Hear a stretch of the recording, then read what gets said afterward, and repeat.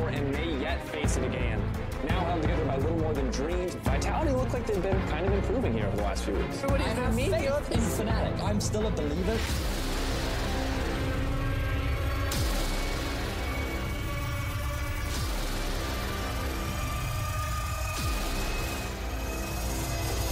Oh, Soa's teleporting behind. This might be the comeback. Connecting or Gnaw. What does Foxy want to lock in? 2 seconds left. It will be the Gnaw in the top lane. Joko has got the Shen shield. He went from teleport to stand united, and that's exactly what Vitality are doing here. And there's a teleport from Sartorius coming in behind Rockout. The teleport complete. This is dirty. He's coming with the Gragas.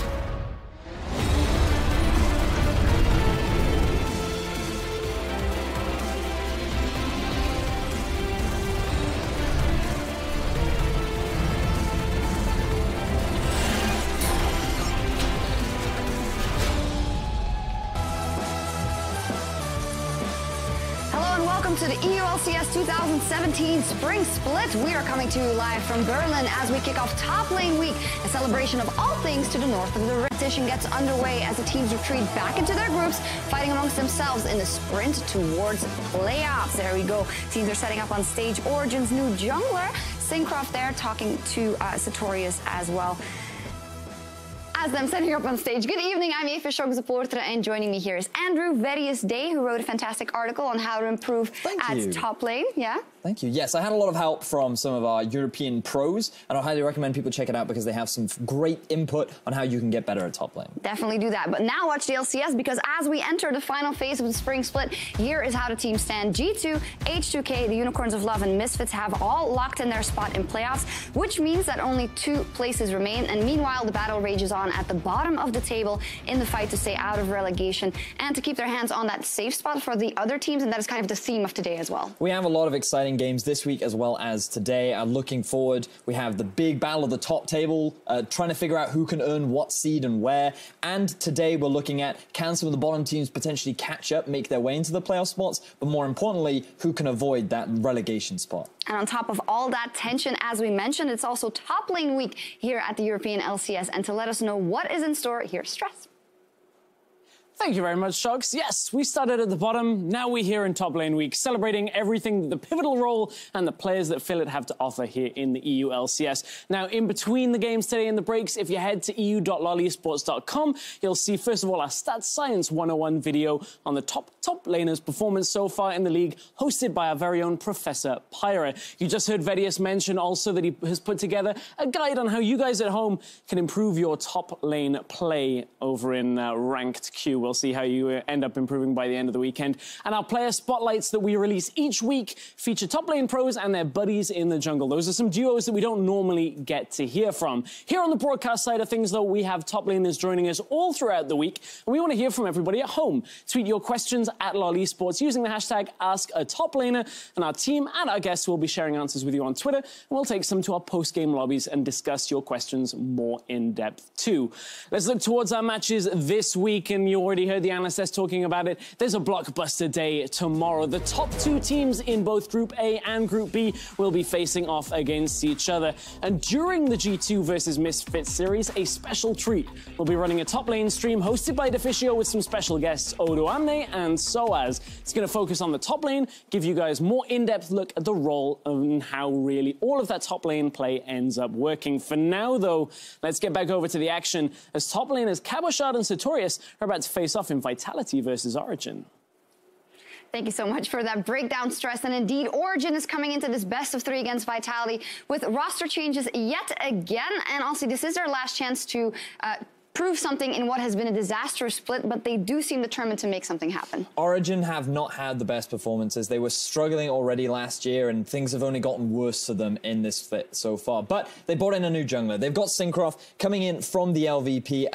a bit of a named jungler from the region that he's been playing in, and it's exciting to see what he can bring with the team, along with Xpeke still on the roster. You have this brand new talent, going to be nurtured and led by the experienced Peke, and we get to see whether or not this will be big enough looking forward towards the promotion tournament. I did get to talk to him a bit. He seems quite stressed, which is only to be expected for that first match. And as you say it, this is more looking towards a promotion tournament, looking to shore up the lineup for that, probably for Origen. Origen yet to win a series this split so far. Things are looking pretty bleak for them.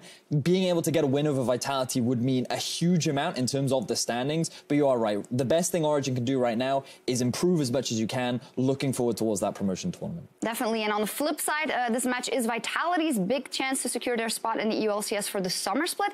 Again, aiming for that not seventh now, of course, for a safe spot for them, and they made a change as well. Hachani, he's back. I thought about this a bit, and I think even in the games that Vitality ended up losing, sometimes their early game was never the problem. Joko puts a lot of pressure on the map in that series versus Roccat as well. So maybe the thinking here is, well, Hachani, if he can shore up the dying too often a bit, he is at least someone who can make something happen and push them forward in the mid to late game. I think that's a very valid point, Shocks. When we look back at how Hachani was performing, a lot of his mistakes came from just being caught out as an individual, right? It did become a bit of a meme. He was well known for it in the past, and the big thing that he did provide, though, was an element of leadership, an element of shot calling. And perhaps his time on the bench, he's been able to learn a little bit more. He's been able to hold back on some of the mistakes that he was making. And now we get to see what improvements he's been able to make. And we get to see what I'm hoping is a more refined and a more better understanding Vitality of where they want to go in the game and how to move forward. We will definitely see. And if Vitality manage to win this, they will only be one win away from securing their spot in the league. And again, of course, it isn't the best thing for them. We want to expect more from a lineup like Vitality, but they just have to put their eyes on what is their prize now. And sadly, that is the safe spot, and then hopefully look towards improving for the next split. That's the best thing that they can hope for. It's been a bit of a sad story for the Vitality organization. Coming in, they were pretty hyped, but now they've struggled and struggled, and now they're really fighting against that promotion spot once again. So here's hoping that with the changes that they've made, bringing Hachani back on, I'm expected to see a lot of early game aggression coming out from the side of Hachani and Joko in particular, and eyes will especially be on Synkrov and what he can do to match this early pressure. All right, we'll see what happens as we send it over to our casters. Take it away, guys. Thank you very much, Shucks, and good evening, ladies and gentlemen. I'm Trevor Quickshot Henry, joined at the cast list by Mitch Crepo, Force Sports. How are you keeping, dude? I'm excited, especially when you start shouting next to me. I know. We're getting into it. Patch 7.5, bottom lane changes. New jungler. New jungler. You get color, I'll be play-by-play. Fantastic. New jungler, old support. Let's take a look at the rosters really quick. Starting on the blue side in game 1 and game number 3, it will be Origen. Well, Origen gets side choice in game number 3. Sartorius in the top lane. Their new jungler, Synkrov, replacing Wisdom this week. Nahyun in the mid lane, Tabs and Xpeke down bottom, and of course their coach, Leduc. Yeah, Origen, finally another change. When you're at the bottom, you got to introduce more variables. Now they changed their jungler, Synkrov. Wisdom is out, but they keep Xpeke to at least keep the shot calling component alive. I think it's a good change, and I want to see what he can do on stage today. Yeah, especially important because they do have Illusionist as well on the roster. Have the option to bring him in at any point. Let's take a look at Origen's opponents on the red side of the rift in game number 1. It is Vitality. Kabashot in the top lane, Choco in the jungle, Nukeduck mid, Steelback ADC, and returning. Hang on. This is Hachani. He's back. That's it. Because you may kill Hachani 44 times and get away with it, but nobody kills Hachani the 45th time and actually gets away with it. He is back. He is looking for murder. He is going to squash Origen. What I like, though, is the fact that Hachani may be one of these leaders, maybe one of these voices that was missing. You know, despite AOD looking cleaner than Hachani, he wasn't a big playmaker either. I mean, look, Hachani, coming into the split, he has a history of shot calling. He got a decent amount of praise, or at least there was positive commentary around him. Turns out, you know, the guy likes to face check a brush here and there, but that's because he's playing high tempo. His team is just not keeping up with him. You know, when you're ready and you expect your jungler to be there with you and you die, that's not your fault. It's your team's fault. Now there's been a couple of weeks where he could make that abundantly clear, and now he's ready to slot back into the Vitality lineup, and he's going to shot call. And we're going to find out if his shot calling will be able to beat Xpaco's shot calling, because he's still in the rift. Crepo, it is patch 7.5. Oriana is re-enabled for EU LCS. We're expecting to see changes in the bottom lane. You know, now that Exhaust is changing a little bit, Deathfire Touch and their champions changed and nerfed, etc. What are you looking at here? I think the priority picks definitely change up, because Varus should be almost gone right now. hearing a lot of whispers that Varus and Jin really not being played anymore because TFT is obviously nerfed. We need to see how heavy is the surge? Like, is the Lucian actually going to come back? Because when you speak to different AD carries, some of them go from, yeah, Lucian major lane bully to you still get punished too hard by certain mages. So we'll have to see where the priority lies. But I think we'll definitely see a lot of Ezreal. We'll see a bit of Caitlyn and Ashe for sure. Okay, and of course, we were talking earlier today, Sven being very outspoken about Kalista. If the players are capable, right? That's one of the big caveats here. If you have Korean mechanics, you can definitely consider playing Kalista, and if you have good synergy with your support and Lucian. But I think if you are struggling a bit more, the likes of an Ashe, a safe Ezreal pick, have a lot more value right now. And of course, Ashe is now banned away, Crepo. Origen denying that one to Steelback. Yeah, and then definitely, it's also just a pick you don't want to first pick early, but you don't want to give away into safety. She's kind of the new Varus in the sense that she pokes very well in lane. She has a very safe laning phase. You see a Lulu ban here, and for people that haven't really been keeping up, she has been on the rise, especially in high elo, pretty much perma-locked. In solo queue, it's the Lulu Kog'Maw, because in the nature of kind of the ARAM-esque gameplay, that obviously shines through. In competitive, it's just a Lulu altogether. Hey, ARAM-esque gameplay, Vitality, a team that like to group up and push A lane. Yeah, eventually. Eventually, they get to that point. Taking a look at the bans, Vitality mixing this up a little bit. It's Rengar, Talon, and Shen. So the Rengar, no surprise, but Talon and Shen, much more targeted. Yeah, the Talon definitely targeted at Nahion here, because he plays a fair amount of that in solo queue as well. It's a really mobile pick. It can break open some of these kind of lower ranked games, because not everybody's communication is on point. This guy can jump literally every wall. He can parkour into the bot lane, create havoc in these less sustained lanes as well, because with Warlords being tweaked, people are not going like around 100% HP all the time. You can eventually get outpoked in lane right now because Fervor is back and it's a lot more swingy matchups. All right, so we're seeing some big departures here on red side first rotation. Gragas, Vladimir. And of course that Gragas could go jungle, could go top. We have seen it in both roles. Do you think 7.5 will lock it into one role more than the other? Ooh, it's hard to tell. I think if you're like Spice, for example, that Gragas will go into jungle more. I think if you're Vitality, I could see the Gragas top a bit more. It's hard to tell because Joko never had the real conventional jungle pool. But Vladimir, though, I'm quite surprised to see it come in this early. It is technically a flex, top and mid as well. But it's quite surprising to see it this high on the list, especially now that there's multiple options still left in the mid lane. The Malzahar, however, is not a surprise. Super strong support still. It kind of shifted from a damage all-in bot to just a suppression bot that then builds redemption. Suppression bot with initiation, right? Yeah, that's what you want. For a team that maybe struggles with some of that. Origen may have locked in their ADC Ziggs, correction they have, because Jace will likely be in Nahun's hands in the mid lane. And Tom Kench, the reply from Hachani. So hey, face check, he's got the ability to have someone with him for backup, and he's got grey health in case he needs to try to get out. He can even involuntarily bring somebody with him to face check. It's like, I'm gonna face check this brush. No, don't. Ha, too bad, bro. I'm eating you. You're coming with me if you want to or not. Probably not the best approach for Hachani. It is obviously the preferred lane pick into the Malzahar. So let's find out whether or not Hachani's going to make it work and how proficient Expect is going to be in this duo setup. Of course, we're now into ban phase 2. And we're going to look at Rumble and Varus. Varus, the poke champion, is gone. But for Origen with Ziggs and Malzahar against the low-range Tom Kench, going to make his life difficult. You hit the nail on the head right there, Trevor. It's already a poke comp in the making. The Ziggs in the bot lane, the Jace in the mid lane, that is what they want to do. Obviously, targeted engage helps once these targets go low.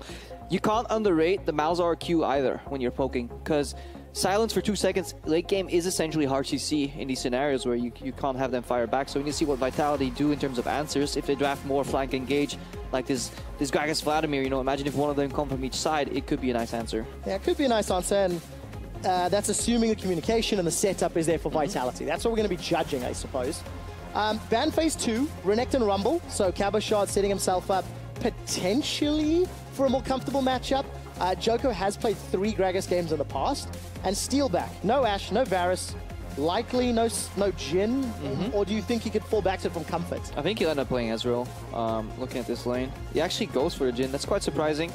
With the nerfs, he needs to be very careful in lane that he doesn't get poked out endlessly, because that's going to be a lot harder for him to play, because Malzahar Ziggs against this lane is going to push all day. And he'll end up playing in the mid lane later on, and this Jin actually doesn't have that much wave clear. So if you're looking at Vitality, who are pretty much drafting 1-3-1 again, knowing that last week that is exactly how they failed, we need to see if Hachani is stepping in to kind of shore up some of the shot calling weaknesses. I want to expand on what you just said, Crepo. No wave clear. I'm looking at Origen and I see wave clear for days, especially if this Graves gets locked in. Vitality, on the other hand, well, they can't afford to be pushed in over and over. They have the Exodia wave tools. clear. When they group up with their powers combined, they can clear a single wave, and then they're worrying. Need to see where this Vladimir ends up going, because the Gragas can still flex to jungle with Vladimir top. It was almost an indicator when they banned out like Renekton and Rumble, two really early strong laners that could punish a Vladimir top. But it does look like it's going to be the expected result here. Vladimir in the mid lane, Gragas top lane, Lee Sin in the jungle. I don't know how I feel about this draft from Vitality.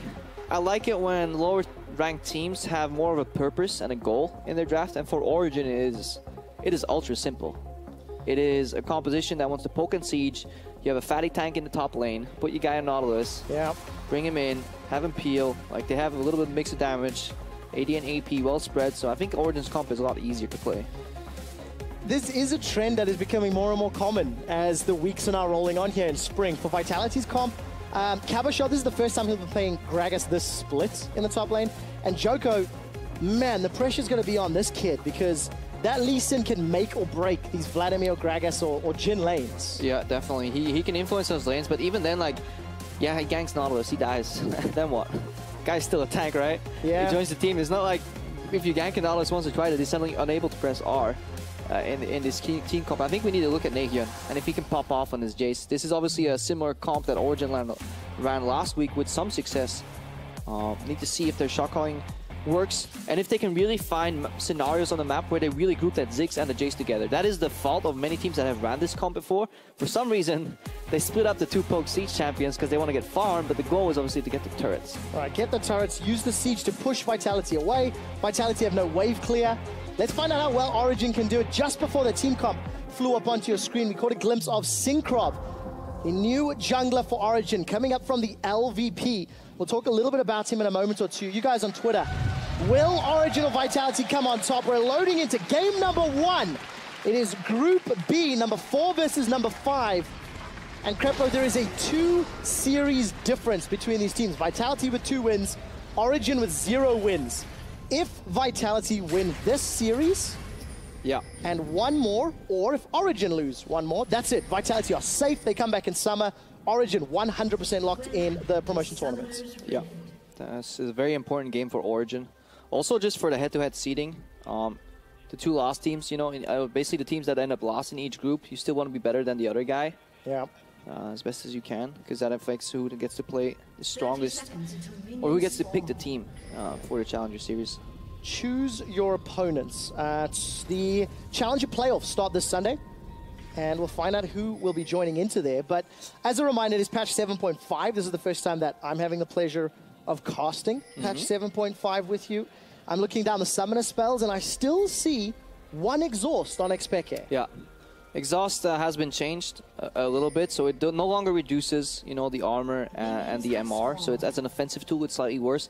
It no longer reduces attack speed. So in bot lane, it gives a lot more fluent gameplay when you're playing against an exhaust. No longer do you have the scenario where you flash, send out your auto, cancel it yourself, and take the walk of shame.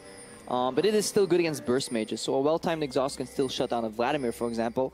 And if you're playing a push lane like Mouse or Ziggs, you kind of don't want to destroy that. Like, you want to destroy the tower, you don't want to destroy your enemies, right? Like, you just want to be safe in case you get ganked. So exhaust does make sense there. Okay, so let's find out how well Tabs and Peke can use their matchup. Taking a look at some of the junglers. Synchrov's a guy we want to watch him, like how he tracks and how he plays this early game, especially because he's on arguably one of the stronger junglers right now in Graves. Yeah, and he's doing a suboptimal path here as well, starting blue to Gromp. It's less beneficial XP-wise compared to the Raptor start, but it has him ending up in the bot lane rather later for the combined group sieging in this low kind of wave clear bot lane.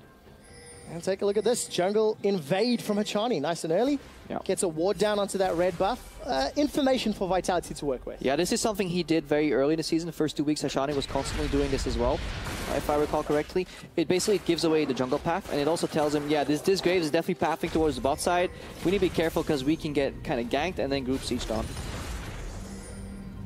You can see once again Hachani leaving. We need to see how much information Hachani can glean with some of these roams and movements. And also, if Origen can punish him, right? Because this is, you know, we hate to sort of harp on and rehash the same story, but Hachani is a player who has been caught. by teams who are able to read it and punish his movements. It takes two to tango. Yeah, it takes two to tango, and the dance floor is open here for Joko right now because he sees Syncroft. In his first game, Syncroft has to deal with a red invade here. He gets cute follow-up from Joko. Joko, so much damage from their resonating strike. A decent smite from Syncroft gives him the HP, and he's able to just walk away. He can continue jungling because his jungler comes to peel here, so this is not a coordinated invade. The ward was placed by Hachani, but he was dealing with the wave at the same time. So the move in wasn't at the right time. I don't know if Joko actually had smite up for that engage or not, but props to Syncroft. Not panic flashing. He even smote his own buff, and he escaped with his life without using a summoner. So that is a really good starter here for this guy, because he must be nervous. I mean, he has to be. And let's talk about Syncroft just a little bit. He's played on two different teams over in the LVP. The first team, the G-Lab Penguins. That was his debut. Yeah, sometimes I wish I didn't retire, so I could just like play one more season on the Penguins. Hey, look, this is where he made a name for himself, right? He showed up. I spoke to the LVP casters and played a lot of sort of meta champions back then, some tanky frontliners. Because of how well Syncroft played in Season 11 of LVP, he then moved to Baskonia, which is where Origen have picked him up from. And Baskonia was so good, they were winning everything. Yeah. And the question that the LVP casters had for Syncroft is that because Syncroft was a big impactor, or because his laners were just so strong in the league? And that's what we're going to find out this game, and whether or not he can help out arguably weaker laners, and you can debate that a little bit, Weaker laners, let's see how strong the junglers are versus each other. Joko did not spot that ward being placed here. Syncroft with the AoE has a really good invade on the small raptors. They get quite a bit of experience. Now it's smite off. Both smites are available. Let's see who wins. It is Syncroft again. There you go, good smiting. No panic, and I like some of the energy there, Capo. Play-by-play practice last week, paying off. Analyze the vision for me in the enemy jungler. Go back to your color roots. I don't think anybody would want that one, so I'll stick with what I'm a little bit more comfortable with. Fine, I'll do it then. Look at the deep wards that this guy plays. He not only did he invade, he popped kind of the scrying plant, then he left 2 wards from his trackers, I believe, that was full, and a pink ward here. This is extremely good vision control from Syncroft. He then proceeded to not go to Krugs because he saw that Raptor spawned, contested Joko, and Joko has been kind of the crux for Vitality. Whenever Joko was doing well in the early game, he was participating in the first spots, and that was one of the reasons Vitality got very often some early game leads. Now being put down by Syncroft is going to help Origen a lot. It will indeed, and Syncroft needs to try convert some of these advantages he's accrued into the lanes. And you've already mentioned it once or twice, Mitch, how Syncroft can move to a lane and shove it in. Yeah. Use some of that AoE from Graves, use some of the wave clear, and try to push this Vladimir, this Jhin, this Tom Kenshaw, even Gragas back to their towers. Yeah, and that may happen now because Ziggs obviously early game can't contest waves once he's being pushed in. But with the Lost Chapter, that kind of changes. It becomes a lot easier for the Ziggs Malzahar lane to play pressure game and go even on CS. But we have to mention that Steelback and Hachani so far have done well for themselves. They're up about 12 CS. Yeah, 12 CS is giving them a small advantage in this bottom lane. Gold-wise, I'm looking at the rest of the lanes. It's pretty much even. We've talked so much about this bottom half of the map and really the junglers, but Sartorius and Cabochard, now access to their ultimates very soon. It is top lane week after all. It is top lane week. It is our themed week. Let's look at that top lane. Hang on. Hold that thoughts. I think we're going to look mid lane first. Naehyun takes a lot of damage. Nuktak, not enough to kill him. And Naehyun holds onto his flash. That's not very exciting for me. I really want to see these two tanks whack each other and just farm, because that is like the pinnacle of top lane right there. We have to wait for them to get close though. Because look, Cabochard went to place, he didn't even place the ward, he just went to check. Holding onto that trinket. Isn't this what makes you want to become a top laner? It does. I mean, I'm inspired, you know. Frontline play, game-changing plays, defensive flash from Naehyun, anticipating Nuktak to go in. When you're reading the minds a level too deep. He obviously was looking for a caps play right there, where you channel the E, flash in EQ, and get him and make him waste their flash. I like the respect flash. I think it's okay. I think we can definitely defend that from Naehyun. Well, Naehyun's going to try to defend it for Naehyun. Yeah, of course, it's going to be the right play. It was the right play, I think. And we'll find out what Hachani's up to. He's sneaking into the bottom quadrant of the jungle, and if I'm looking at the minimap, 1, 2, 3, sort of 4 wards inside Origen's jungle. Not entirely Hachani alone, but he's got some support, and as a team, Vitality are moving into this area. But look at his movement. This guy, like, this is the brushes where he always died in the past. Once they're warded up, he also constantly defends the vision.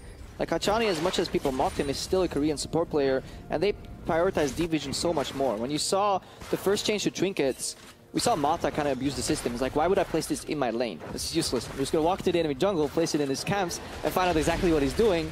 And this is in a similar vein that Hachani is doing. And they're also really leveraging the strength of this Ignite to kind of threaten the all-in on Xpeke and Tabs, who are rather inexperienced as a duo still. And the pressure is basically making it so that Steelback gets that CS advantage. Yeah, taking on... this is about the 3rd week for Tabs and Peke. And Krepo, you mentioned when we were talking about the rosters how Xpeke not replacing himself in the same week as replacing Wisdom is probably a smart call. Keep some of that leadership, keep some of that calling in-game, and less variable changes means Origen might have a more stable performance. Yeah, I was looking at the map, I was like, Hachani, he may use Abyssal Voyage mid. Then I realized he was level 4. See, this the play-by-play curse. You get excited about what's on screen. I want some action. No, I think it's wise to keep your more experienced members in, because they will definitely not face check like Hachani here in this rush, for example. Xpeke would never do that. No, Xpeke is not really his thing. Gonna get devoured by Hachani in first blood. Easy peasy. Pekka right there, do unto them as you would like them to do unto you. Pekka face checks Hachani. The tides have turned. Hachani has absorbed his failures, now absorbed Xpeke. Quite literally, actually. Nahyun's gonna find Joko, though. An easy kill, picks up double buffs. Sorry, red buff, rather. And this is just a comedy of errors here for Origen. Yeah, but no, that was yeah, and Vitality as well. What was Joko doing there? We were so confused. Like, why was he still in that jungle? I think it was counter jungling alone when Hachani was already in base, and that is the problem still, though. And this is a problem that's plagued Vitality in the past. It is support jungler communication. These guys need to work together. If they don't, it looks like you're face checking and invading alone, and exactly that will happen. Yeah, so difficult now. Nahyun, he gave up his flash, or he opted to give it up earlier out of respect. Now he has blue and red buff, and is going to try to make up the CS deficits. And look, this is how snowballs happen, you know. You get the buff right there. So this is Xpeke face checking for vision. You can't actually afford to do that when jungler and the support is missing. It's a play that works 90% of the time. And 90% of the time there will not be somebody in that brush. So in Xpeke's mind, he's thinking, well, the cumulative benefit, hang on, Nuketag. Oh, Nahyun's locked down. Nuketag's got the Hemo plague out. The burst comes through, and it's Joko with revenge. All right, done with that story. Nice run from Vitality.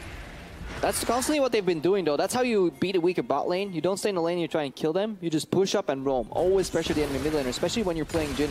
I really like that Vitality's working together. Should Tabs and Xpeke known that, though? Because Hachani has been roaming the whole time, and for Xpeke to face check his own bush earlier, and now Nahyun to get a little bit caught out, communication Origen showing some jitters. Yeah, some weakness. I mean, you call that miss. And then Nahyun has to back off. When your bot lane... when you're playing versus a Tahm Kench and a Jhin, you need to back the hell off, especially versus a Lee Sin as well. You got to lean left, and you can't play that far up with your flash down, because now you just lost your double buffs. Yeah, no more double buffs. That went back to Joko. He actually picked it back up. It was red that he resecured. Yep. Vitality have got a little over 1,000 gold lead, and it's just all about this bottom half of the map. Mid and jungle and Synchro. Look, he did okay against Joko in the one-on-ones. But now Joko has helped set up a few more plays. Yeah, but I don't think Synchro's to blame at all. Yep. I think he did exactly what he's required to do. Sutorius as well. This guy's playing on Island on the top lane. Small counter jungle on the Raptors. I think the problem lies if you draft Ziggs Malzahar and you've never pushed over the midpoint of your lane and you're not communicating your misses well enough, then that problem is where Origen is suffering from right now. And theoretically, this is where Tabs and Pekka can start pushing. Morellonomicon, I mean, lost chapters when Tabs should have started doing it. Yeah, they should have been pushing a long time ago. If not, just call your jungler. Just group it in the lane, push together. Once you got them locked onto the turret, that's all you got to do. Give me a timing window with Origen's team composition of when they should start maybe grouping and start pushing back this low wave clear Vitality. Is it now? Is it later? 2 minutes ago. That's what I was to find out. Just play it out in your head, right? Like, what would they do if you just send his Graves in lane? It's not like Lee Sin can just magically appear. You can still lock him down with suppression, and you have peel from Ziggs. Because right now, they're so scared of this poke. Like, let's follow them. Like, Steelback gets priority here every time. By the time Xpeke walks up to the wave with Tabs, half of the enemy wave is gone already. Like, that is the problem right here. You need to kind of shoo off Steelback, tell them, no, my wave, get away from it. Let's see if Synchro can shoo him away. They're operating in a gank mindset right now, but that's not what you want. You just want to solidify the push, and then when they approach you, you just poke them every time they approach the wave. You punish them for trying to CS. Well, Origen are committing to this gank idea, Krepo. Hachani's the target. He can't devour himself, but he does get insta-gibbs. Yeah, pop goes the Weasel. No exhaust right there. It's that easy if you lose that combo. Could have done that quite a bit earlier. Now they need to block the bullets real quick. Well, nobody wants to block the bullets. Wave is going to get cleared out, and the tower just takes a little bit of chip damage. But look, some kudos to Tabs and Expecka here. Nope. They find a kill, and this may even open up Dragon if Origen commit to it. No, it's just Vision. It's not what they want, though. They really want to get tier 1 turrets down right there. So I'm quite surprised nobody decided to like take 1 or 2 bullets, a couple extra hits. They can just siege right now. They can group up, especially now they spotted Lee Sin in the topside river. So Nehun needs to be careful, and they can just group up and siege his bot lane turret as 3 if they want. All right, is Nehun going to be careful? Joko and Sartorius almost walking into one another. We come to the mid lane. Sanguine pulled by some time for Nuclear, because here comes Hachani. Flashes away from the dredge line. I think that saved his life.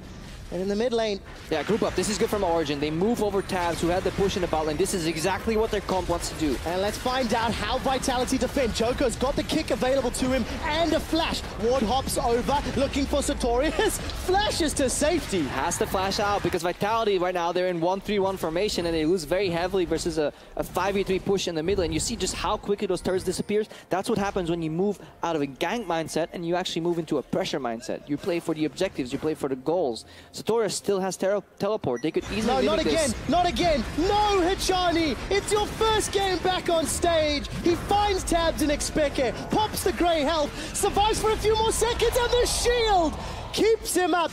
That is growth. Nobody tries to kill Hachani for the 45th time. He will live. Well, 46th by now. Oh, that actually would have been so funny if he died. Yeah. But he manages to survive. Joko with the safeguard. Nope, not a single fish stick will kill him today. He will just walk up in lane and die instead. So Crepo, Tower First Blood goes to Origen. They've figured out how their team comp works in terms of grouping and sieging.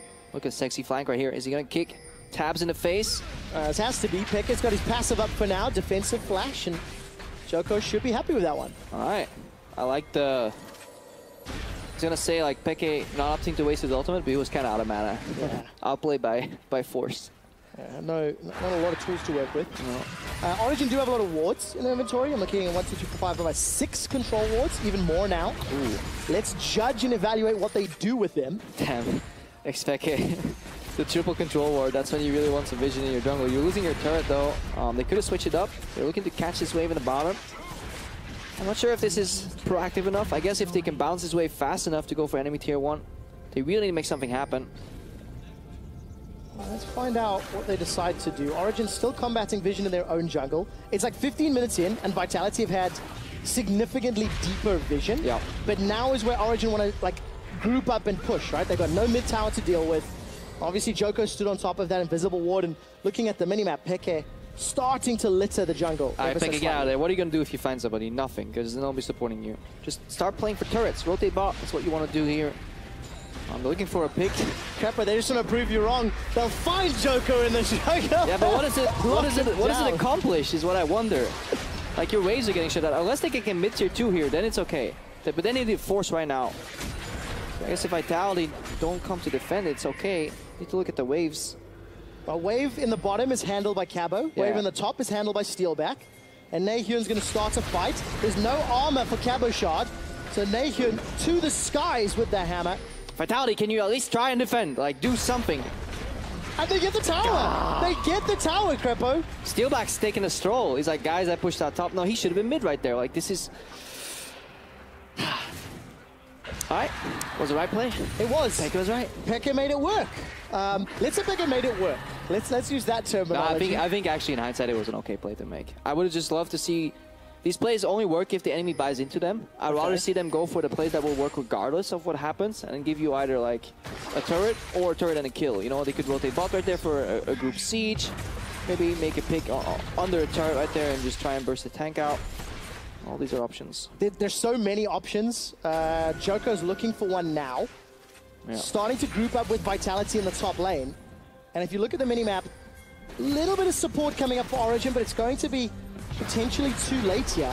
I think they're in time. The Riptide's doing a lot of work here.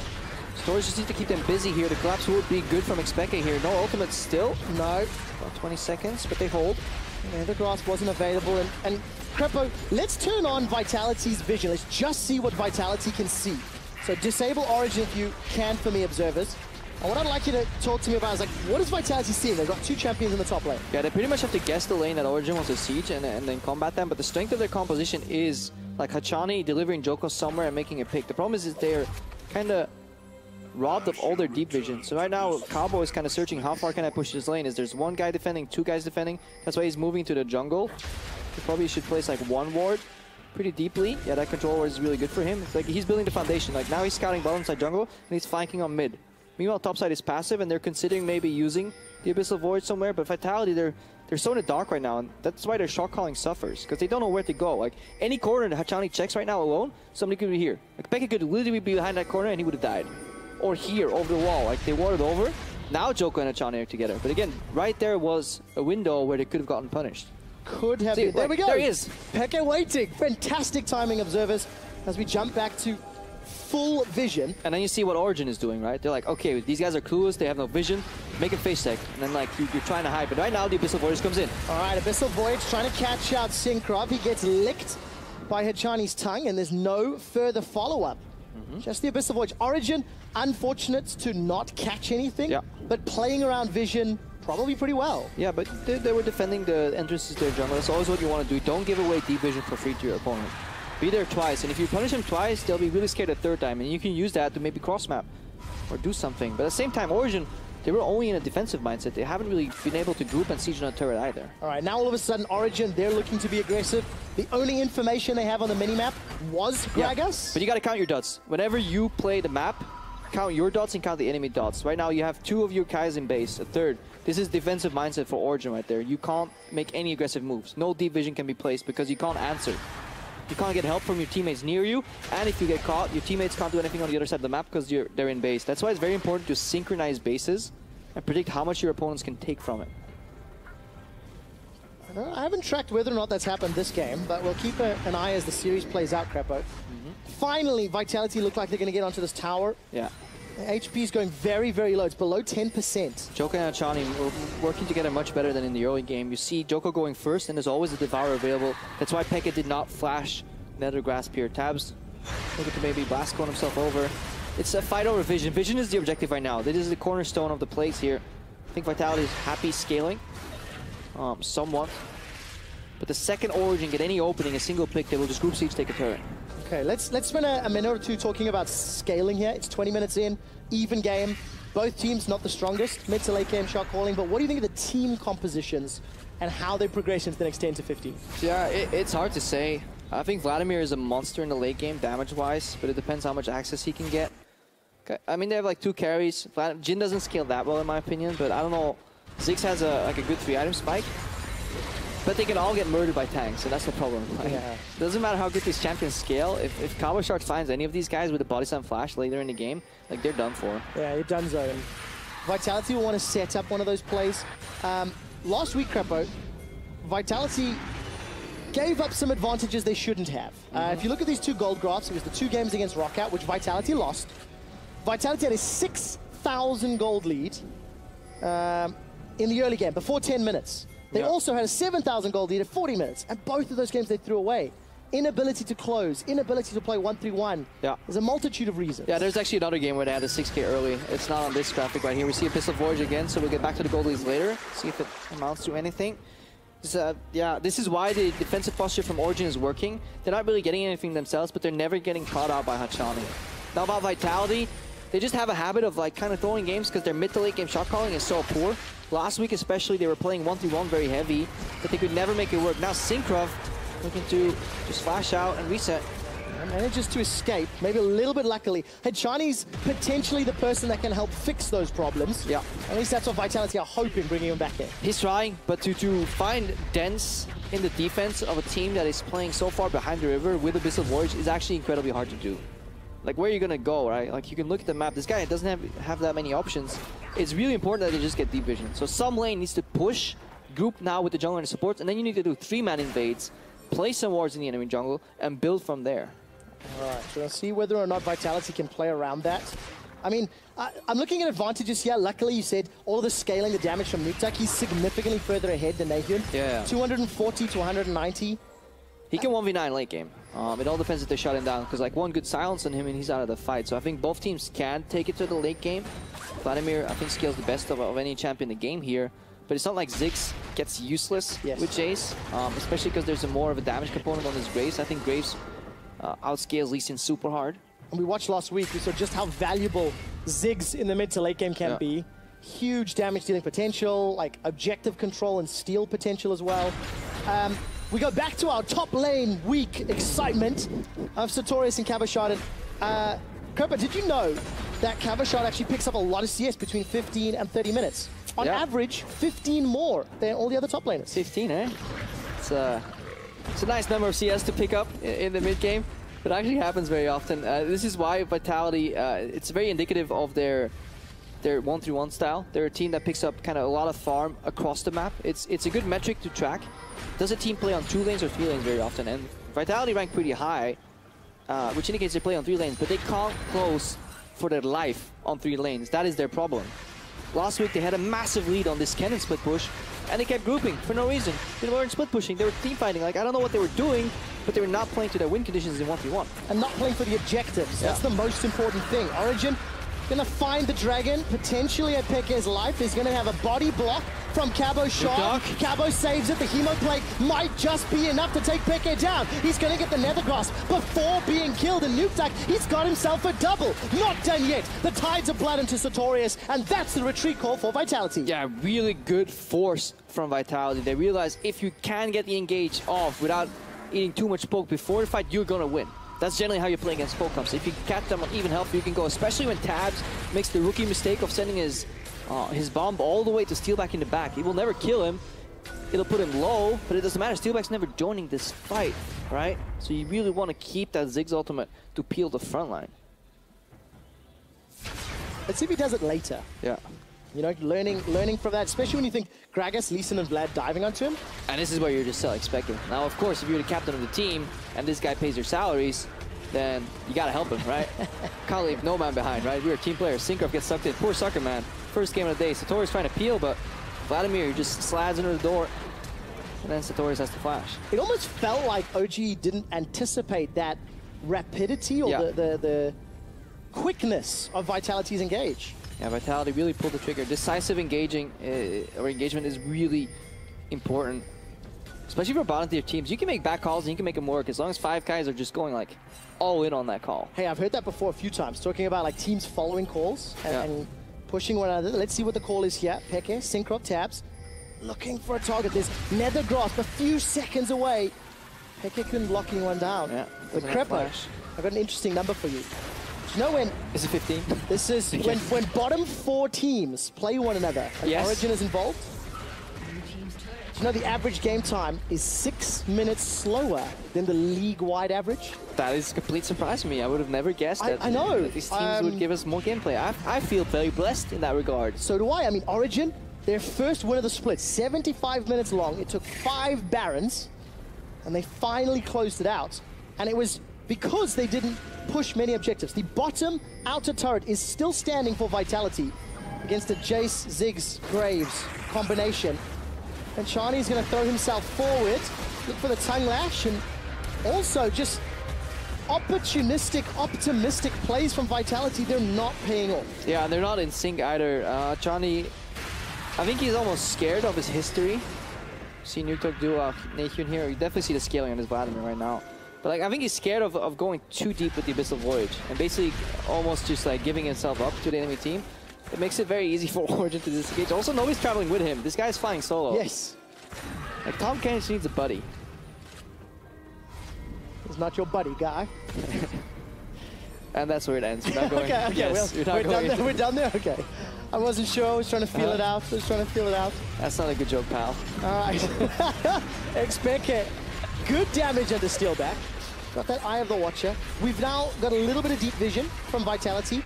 We're approaching 30 minutes, and you know, for the sort of 15 to 25 minute phase, neither team could get into the opponent's jungle. No. Now, for the first time, there's some wards from Vitality, which may have been why they started that fight earlier.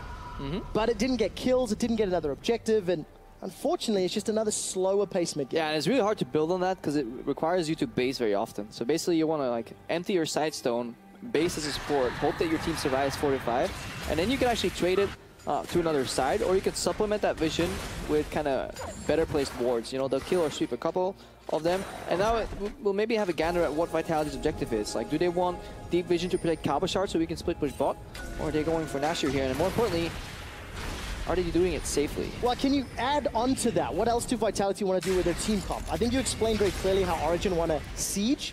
Vitality, you mentioned 1-3-1, trying picks and bans. They want to make picks. Like, they're a pick comp, essentially, right? Like, they've been trying with Achani, flying with the Abyssal Voyage, but Syncroft and Expeke have been kind of turtling up. They're moving together all the time, so nobody really gets picked off.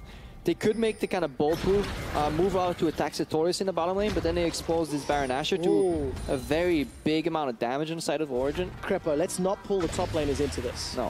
Teleport plays have been non-existent. These guys have only teleported to their wave. And Sartorius and Cabo, they're having a good time. You know, they've had a little bit of time to chat, get to know one another, trade blows a little bit. This is a good sparring partnership. Yeah, Sartorius, he's averaging over 10 CS per minute as a top laner. He must be a happy camper. He is. He's been camping in the bottom lane for 12 minutes long. Has to be the most boring camping vacation. All kids go to Disneyland. Sartorius gets bottom lane, laning versus Gragas. It's bad, man. It does. And Cabo, he's got the Guardian Angel, man. So now if there were going to be a TP play, actually, looking at that, there's one more. They're pinging it. They're thinking about it. Joko easily escapes. Look at Cabo. He has his finger on the trigger. He knows. Ah, there it is. There's a teleport. Oh, I take a look. Nuptek decides to flash engage. Redemption's going to come down, catching only Syncroft. Yeah, but Calba Shard is caught off by Sartorius because he wants to go in with wham, bam, slam, thank you, man, but he gets peeled off. He does indeed. There's no damage onto Cabo, though. Sartorius has found his sparring partner. And absolutely nothing is happening because these are the lower tier teams in the LCS, and we get 10 more minutes of waiting. But, Baron is the focus, Crepo. Yeah. Origen more than doubled their total Barons last week from the previous 6 weeks. Oh, what an improvement. That is exponential growth by the definition of it. And you can see it was around Baron that the siege started. Yeah, definitely. Let's see if it keeps going in any direction, so they can triple their Barons this game. Let's hope so. Let's hope so. We were looking for some records last week. We had a crowd in Berlin that was very excited about those record-breaking moments. Can Origen improve upon themselves? I think yes. I hope so. I'm forever the optimist. You know that. I do. You know. Glass half full, glass half empty doesn't apply really. It's always optimal. Just happy you got a glass. Yeah. That's what it's about. But we've talked about the vision a lot, and we've talked about the team compositions a lot. Let's look at Syncroft. 160 CS on this Graves. He's been farming up a Storm. Origen as a team have not necessarily made very big plays. As Expected gets caught out. Here's Syncroft protecting him once again. Decent Mega Inferno Bomb. That's some damage, but no follow-up. Sartorius teleported. Sartorius did teleport. I forgot he was in the game. Now Nuptek's in trouble. Sanguine Pool with the Ignite burning down. Redemption comes out. That's a great knockup. Sartorius gets Nuptek. Cabo forced to dash away, and Origen, they get a pick. Yeah, Peke lures them in. He totally was not alone right there. It was all an elaborate ruse. And then the teleport advantage for Sartorius kicks in. Didn't even get to tier 1 tower. No. So can he get something off the back of this play though? Well, that's what we're hoping for. Joko's actually going to bounce backwards, takes a hammer to the face. Sartorius looking to re-engage. Where is the dredge line? Not going to find Joko. And there we go. Everything thrown at the kitchen sink. They get themselves a kill and get out. I'm gonna be honest here, I'm actually not forever the optimist. I think it would have been wiser for Sartorius to pressure the tier 1 tower, because he just opted in to create a 5v5 circumstance where Vitality had no teleport. So he basically gave Vitality what they wanted, which was a 5v5 contest. They already found Expected. There was kind of a mutual disengage. Every team kind of got out scot-free. So this could have technically been a tier 1 tower opened up by Sartorius in the bot lane, then pressuring the lane up, pushing up, forcing Calba Shard to eventually come catch, and then pull the trigger with teleport, creating a 5v4.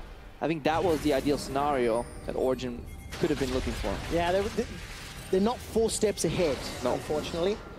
Calba Shard picked up a lot of CS this game, 165.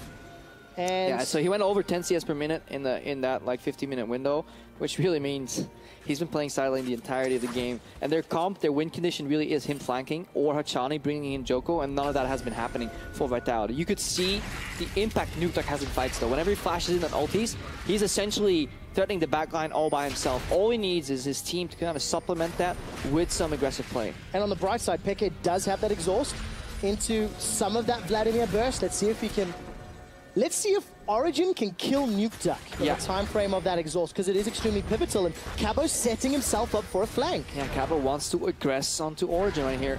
Oh, looking for a slog, but Origen are going to soak up the pressure, and all of this aggression from Vitality has not been channeled anywhere. No, definitely not. Need to see if Joko's going to charge in here.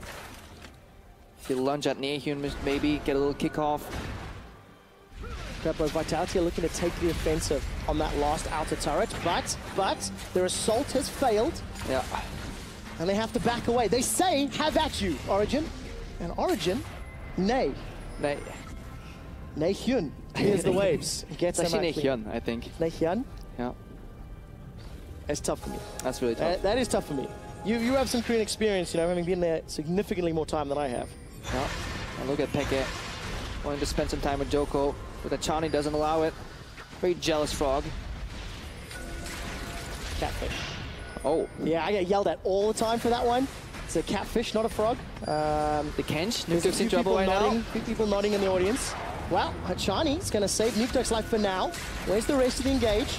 Sartorius, no flash. Yeah, he's grouped up right here. He doesn't have teleport, so this is on the back end of the play earlier. What happened as well is they essentially gave over teleport advantage to Vitality. Vitality is playing it right. They're playing defensive on the 4, and they're playing aggressive on the 1.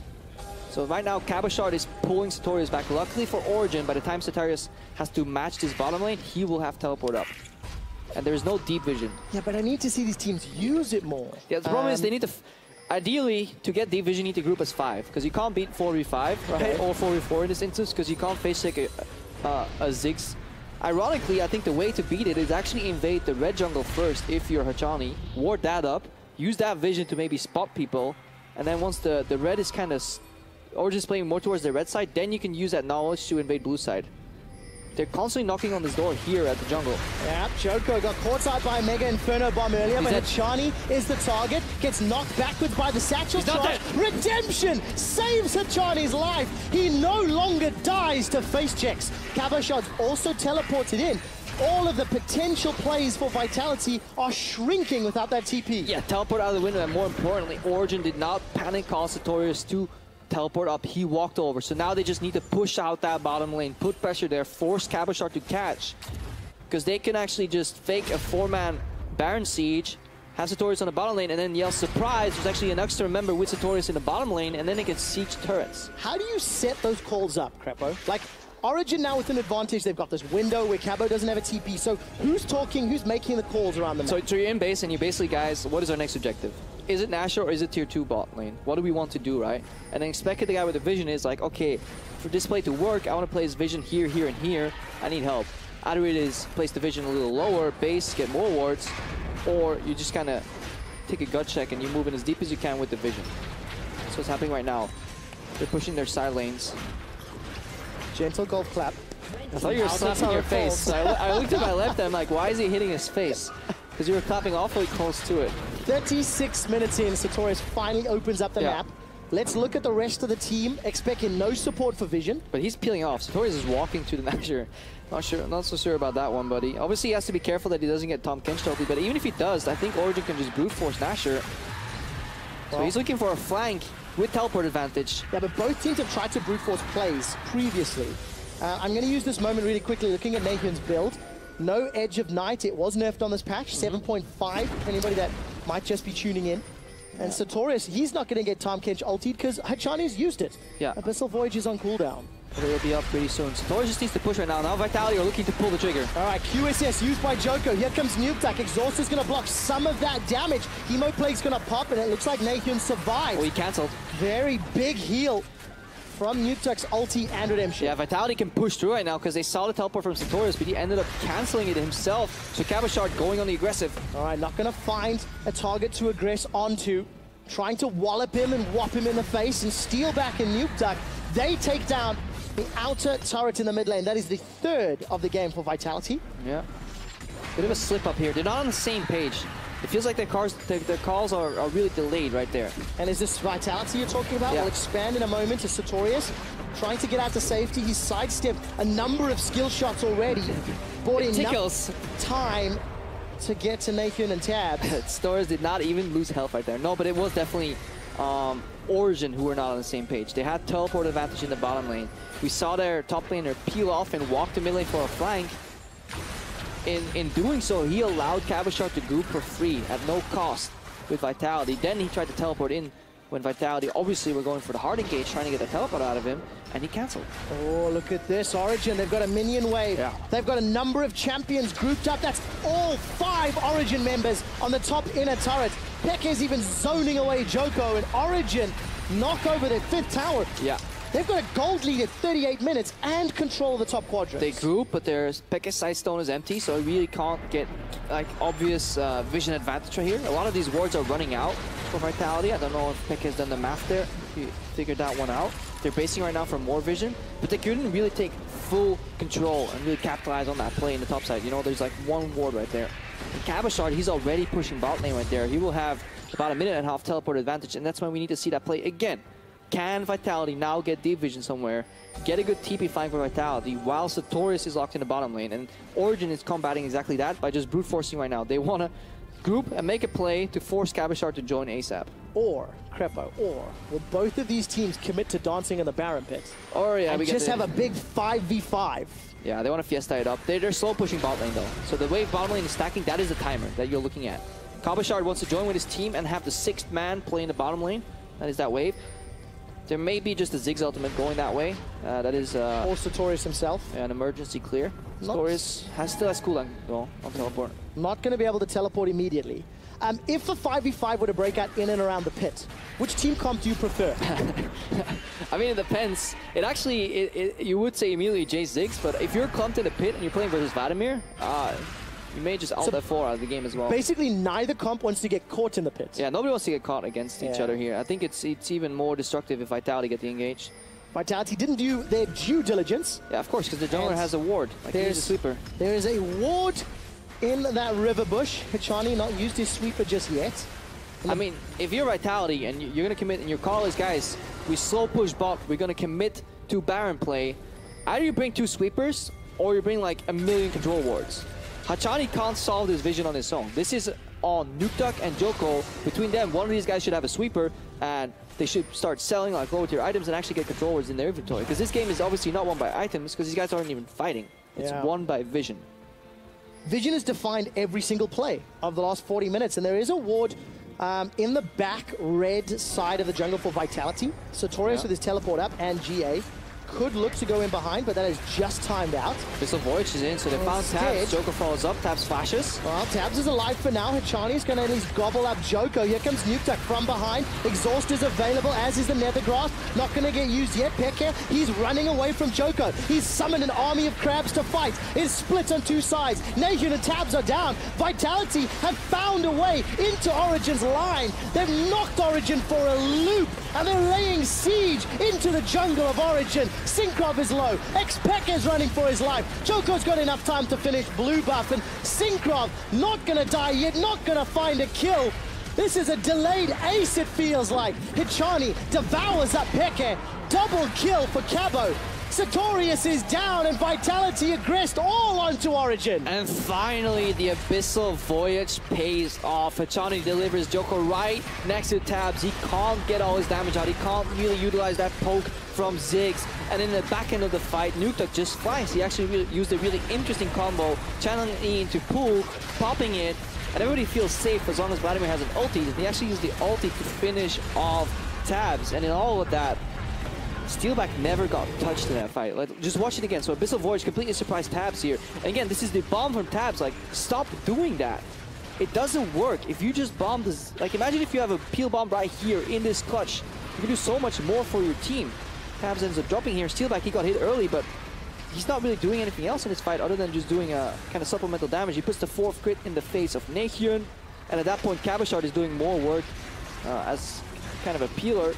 His ulti also goes right for Syncroft because there's good devour from Achani, and it's just very well played on all fronts from Vitality. Took Vitality a couple of swings and misses, but they trying. eventually found the fights. Yeah, they were trying. Yeah, exactly. Nicely done then by Vitality. So they got themselves the ace. They also secured Baron, I believe, on the entire team. So that's definitely going to be impactful. And already Vitality have started to siege up. Look at the damage in that last fight. Yeah, Tabs just couldn't do anything because he got cut out. He obviously doesn't have a Devour available to him. It is still super hard for Vitality to siege because they're playing into a pole comp, and one of the attributes is that they have disgusting amounts of wave clear. Ton of wave clear. It is Freak's birthday. Oh yeah, happy birthday, Freak. Has anyone got a Trinity Force? Not this game. Hopefully we'll get one soon. But still tons of wave clear. Inner turret is down. If you cast your mind back last week, Fnatic managed to turn a game around because they had a tank on the front line and they had wave clear in the base. Yeah, they're cheating though. They had Varus and Victor. That doesn't count. Well, Jason Ziggs, how much different is it? It doesn't count. You can at least block these skill shots. You can body block and they don't fly through and hit an entire wave. Okay, and Hachani can body block. We know he can do that. Yeah. Plus, you've got Cabo Shard on this Gragas 202. They can actually rotate very well. They don't have to play 1-3-1 to the extreme because they can always just deliver people with Abyssal Voyage, especially once you get close to the base. It reaches in any direction, you know, very far.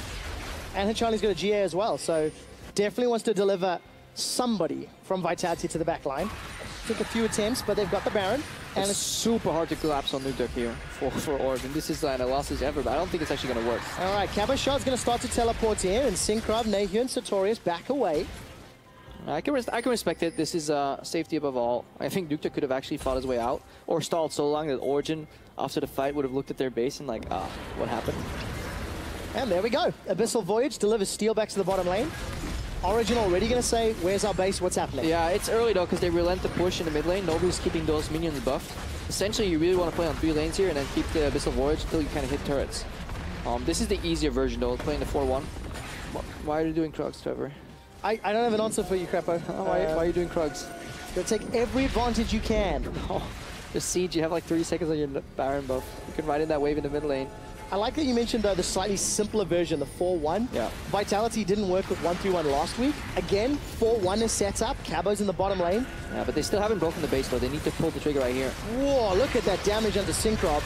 Steelback just drops it down. Mega Inferno Bomb will drop him low. Nether Grasp onto Hachani alone. And Nuke, he's flashed forward. Sanguine Pool underneath the tower. Goes golden with the Hourglass. That buys enough time for the tower to go down. Hachani devours Nuke, gets him to safety. Now Nuke looking to re-engage after taking down the inhibitor. Sartorius and the rest of Origen are running away. Cabo's caught. Still got GA available. He doesn't care if he goes down. Vitality get what they want and they start to get out. Yeah, but they're looking to be chased down. Origen looking for more, but they can't turn. They're obviously 5v4. Oh, look at that body slam forward. Nahuen's caught out. Vitality, they may want the final push. Yeah, they want the final push here because Origen did not talk about how they wanted to play that fight. Now Syncroft gets rooted. He's down because Nuke's on the hunt. There's simply so much damage from Nuke. The GA gets popped by Cabo Shard. He'll respawn. Sartorius is doing what he can against the minion wave, but the Nexus turrets are being dropped. Hachani is onto the objectives. Peke wants to get at least one more kill here, but he's in a 1-on-5.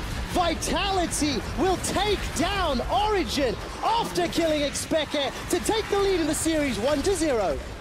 Yeah, Peke could not hold the reverse backdoor. 1v4. And I think the main gripe there, and this was a really good fight from Vitality, is that I don't think Origen is talking to each other. Guys, how do we want to play this fight? What are we looking for? Because if you look at their comp, it's very simple, right? Nether Grasp, and then you just bomb the hell out of the guy that you hit. Peke can immobilize and suppress a target. You have all your target damage and you take the guy down. Instead, Tabs is throwing his bomb to Steelback every single fight. Steelback goes half HP and then tells them, hey guys, I actually have 3,000 range. Yes. I don't care. Like, throw your bomb at me every single fight. Imagine if you have Peke get his hoist of Voidlings out, target a single guy, hopefully Nuke, who then actually, you know, maybe he gets eaten, but then at least he's out of the fight. Or you get to Tom Kench first, and then you drop him, so he can't keep devouring people at the later stages of this fight.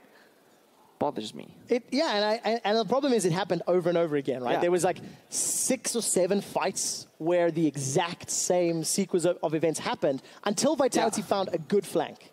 That was what broke it open. That was where Vitality could survive their engage and actually make something work. Yeah, I think the synergy between Joko and Hachani grew over the series. And don't get me wrong, that bomb from Tabs is fine as long as you have any other threat in the backline. If you have anybody flanking, but when you're playing kind of like 5-man defense and you're just sending in your front line one by one, it's not the right play pattern. No, tower defense does not get you wins, unfortunately. Let's take a look at the analyst desk to find out how exactly Vitality won. Thank you very much, guys. We're going to start by taking a look at picks and bans and then jump on what you guys were talking about. We have a big discussion on Ziggs coming up, which was, of course, the 80 carry from Tabs. What else in this pick and ban did you like from the side of each team? So I love this draft from Origen because it reminded me very much of their win against Giants from last week. They drafted a composition which is very much like, let's just get through laning phase. We have plenty of stalling tactics. We have loads of time to transition into the mid game. And then our win condition is very simple. We siege onto towers and they have very few answers to it. The only way they can fight is by just forcing an engage. And that's why I think when you look at the draft coming out from Vitality, things were a little bit questionable. Yeah, they have the Gragas, they had the Tahm Kench, but there's so many disengage tools and there are so many means to stall from Origen. I was worried that I didn't think Vitality could actually engage any of those fights. Yeah, I think it depends a lot on map control and Vitality. Their draft, I mean, we released a player spotlight earlier with Joko and Cabochard, who very openly said, oh, well, we think Vitality, it works well when Joker's on the engage and the tank and Cabochard's on the carry. They decided to swap it up on that. And for a multitude of reasons, Vitality couldn't find engages throughout the game. So it's them knowing their strength as individual players, but going against that for the team composition they were looking for and the way the drafts played out. I'm not to say that the team itself is wrong, but we do know that Joko is a big enabler for them early. So Lee Sin in that regard isn't that bad of a pick. And if he can put pressure on the map. So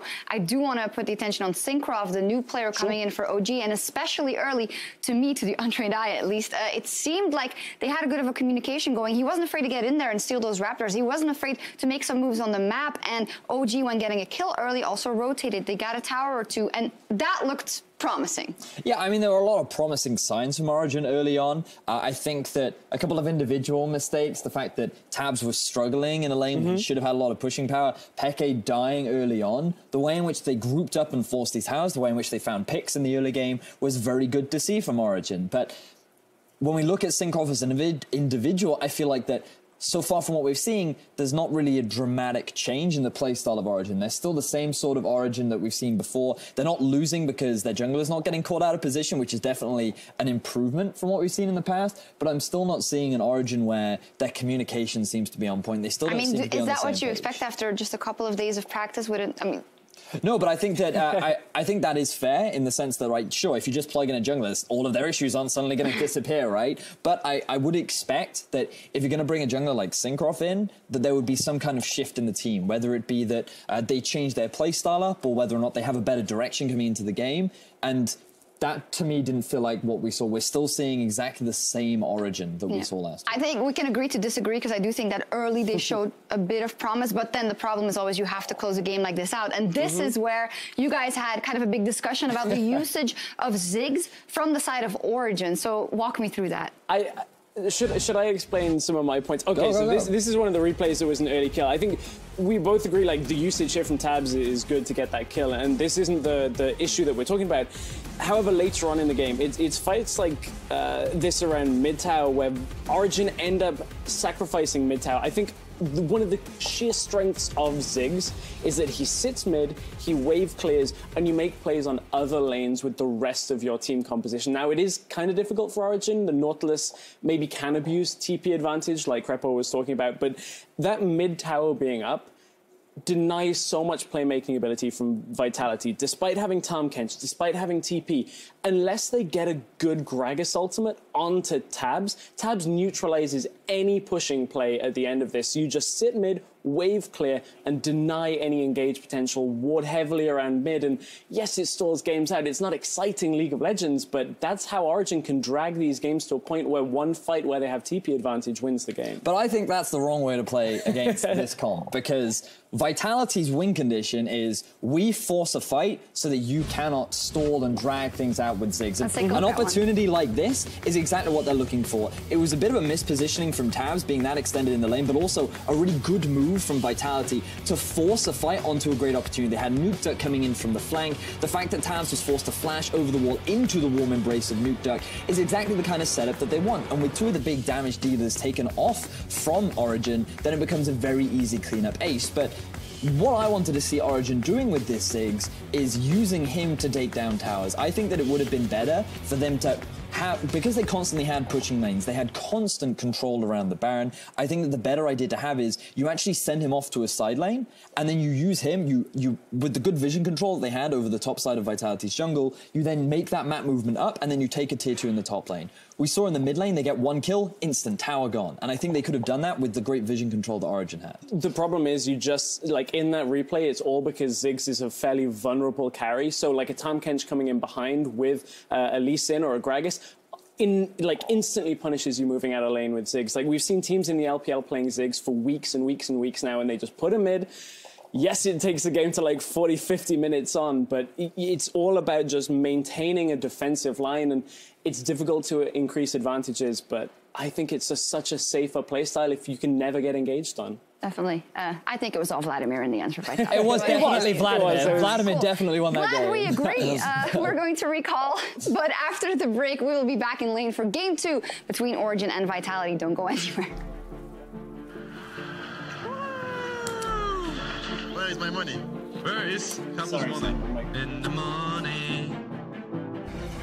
Quite literally, actually. Navian's going to find Joko, though.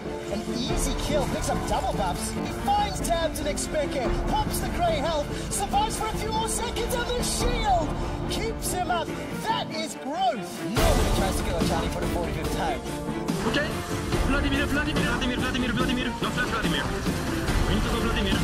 Cabo saves at the hero play might just be enough to take Peke down. He's going to get the Nether Cross before being killed. And Newtag, he's got himself a double. Not done yet. The tides are flooded to Sartorius, and that's the retreat call. Joko's got enough time to finish blue buff, and Synchron not going to die yet, not going to find a kill. This is a delayed ace, it feels like. Double kill for Cabo. Sartorius is down, and Vitality and Crest all onto Origen. But he's in a 1-on-5. Vitality will take down Origen after killing Expeke to take the lead in the series 1-0.